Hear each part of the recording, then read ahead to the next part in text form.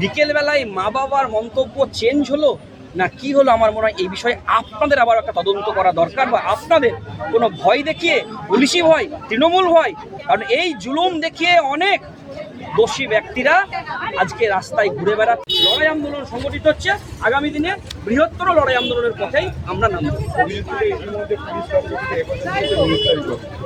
যতক্ষণ না পর্যন্ত দোষীদের শাস্তি এবং নিরপেক্ষ তদন্তে পুলিশ এবং রাজ্যের শাসক দল ব্যাগরা দেবার চেষ্টা করছে। এই ঘটনা নিয়ে কিরকম তদন্ত হচ্ছে আপনার কি মনে হয়? আমরা চাইছি পূর্ণাঙ্গ তদন্ত হোক এবং দোষী ব্যক্তিরা শাস্তি পাক।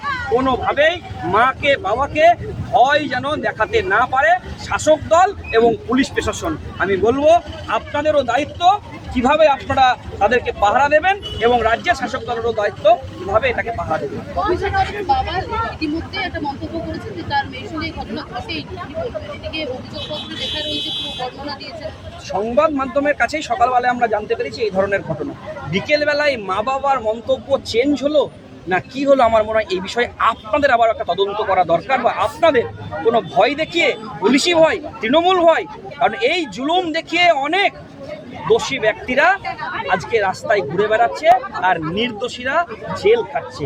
তাই আমার মনে হয় মা বাবাকে ভয় দেখিয়ে কি উইডো করাচ্ছে নাকি, জোর করে বলাচ্ছে নাকি, আমার মনে হয় সংবাদ মাধ্যমের এই বিষয়ে আরও তীক্ষ্ণ দৃষ্টি থাকার প্রয়োজন আছে। আরো ভালো ভালো খবর দেখতে সাবস্ক্রাইব করুন বাংলা হান্টের ইউটিউব চ্যানেল।